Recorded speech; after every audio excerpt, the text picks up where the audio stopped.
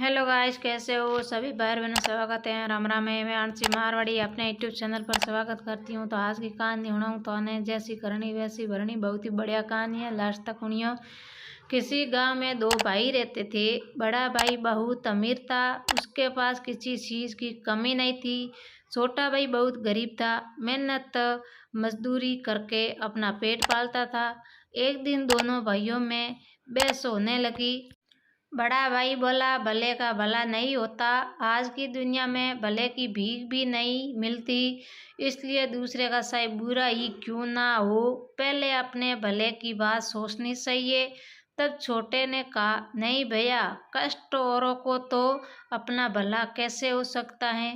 तब बड़े भाई ने कहा, चल हम गांव के लोगों से पूछ लेते हैं, तेरी बात सही निकली तो मेरे पास जितना धन है वो सारा तेरा, और मेरी बात सही निकली तो तेरा पास जो कुछ भी है वो सारा मेरा। छोटे भाई ने कहा, ठीक है चलो, और दोनों भाई गांव की तरफ निकल गए। गांव में पहुंचकर एक से पूछा, दो से पूछा, तीन से पूछा, सभी लोग यही कहने लगे कि आजकल भलाई का जमाना ही नहीं रहा है, भलाई करने वाला तो भूखा मरता है, भले आदमी का कहीं गुजारा नहीं होता, और जो बुरी राहे पर चलता है वो खूब फसलता और फूलता है, धन दायत से सुखी रहता है। अब छोटे भाई के पास खेत का जो छोटा टुकड़ा था वो भी शरत में हार गया। अब वो दाने दाने का मोहताज हो गया। बीवी बच्चे भूखे मरने लगे, खाने को कोई उधार भी नहीं देता था। एक दिन वो अपने बड़े भाई के पास गया तो थोड़ा सा अन्न उधार लेने के लिए सोचा, वो तो अपना भाई है, वो तो अपने भाई की सहायता करेगा ही। उसने बड़े भाई से कहा, भैया 10 किलो गेहूँ उधार दे दो, घर में अन्न का एक दाना भी नहीं है, बच्चे भूखे मर रहे हैं। बड़े भाई ने तुरंत कहा, ऐसे दो, और जितना सहयोग गेहूँ ले जाओ। तो छोटे भाई ने कहा, पैसे तो मेरे पास नहीं है। इस पर बड़े भाई ने कहा, तो फिर अपनी एक आंख दे दो। छोटे भाई ने सोचा, मजाक कर रहा है कि गेहूं के बदले आंख तो नहीं लेगा। पर बड़े भाई ने गेहूं के बदले एक आंख निकलवा ली और 10 किलो गेहूं दे दिए। यह देखकर उसके बीवी बच्चे रोने लगे कि तुमने ये क्या कर दिया। थोड़े दिन तो आराम से निकले, फिर अचानक खत्म हो गया। छोटा भाई हार कर फिर बड़े भाई के पास गया, उससे अपने भूख से बिलखते हुए बच्चे देख के नहीं जा रहे थे। बड़े ने फिर कहा, दूसरी आंख दे दो और गेहूं से जाओ। छोटे ने दूसरे आंख में निकलवा दी और गेहूं ले आया। घर पर बीवी बच्चे यह देखकर रोने लगे, तुमने ये क्या कर दिया है, अब क्या होगा। तब छोटे भाई ने कहा, अब मैं अंधा हो गया हूँ, लोग मुझे भीख दे देंगे तो मुझे सड़क के किनारे पर बैठा आना। दूसरे दिन से रोज उसकी पत्नी उसे रास्ते पर बैठा आती थी, जिससे उसका रोज का काम चलने लगा।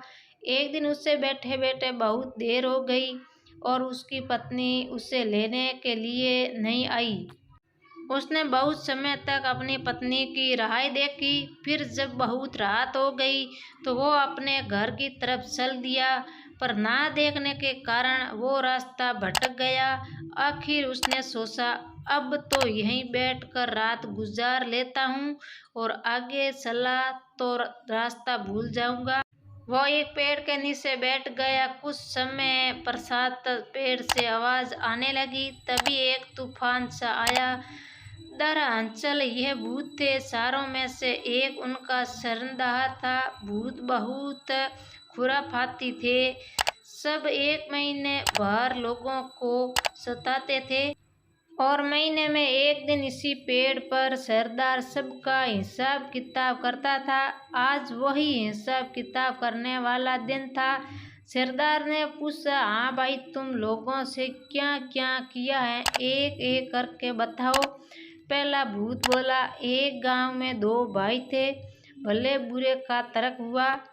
दोनों ने बाजी रखी, छोटा भाई हार गया। मैंने उसे अंधा बनवा दिया। सरदार बोला, बहुत खूब, अब अंधा ही बन रहेगा। अब क्या जाने इस पेड़ की तली की उस लगाने से उसकी आँख ठीक हो सकती है। फिर दूसरा भूत बोला, मैंने रामनगर जिले के सारे नदी, नाले, झरने, तालाब, कुएं, बावड़ी सब कुछ सुखा दिया। पानी के लिए हाहाकार मचा हुआ है। कई कोस तक पानी नहीं है। सब यूं ही तड़प तड़प कर मर जाएंगे। भूतों का सरदार बोला, बहुत खूब, प्यास से मरे सब, उन्हें क्या पता वही पहाड़ के तले 7 मिट्टी की परतें हटा देने से पानी फिर आ सकता है।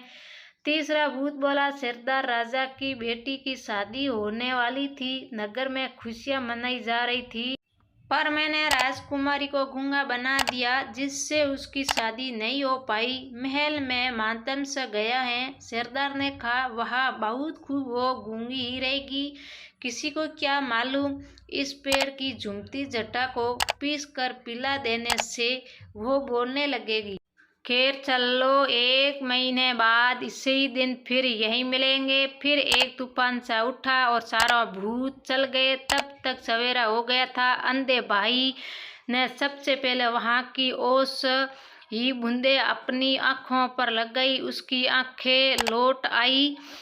वही खुशी से झूम उठा। उसने जल्दी से पेड़ की जट्टा ली और घर लौटा।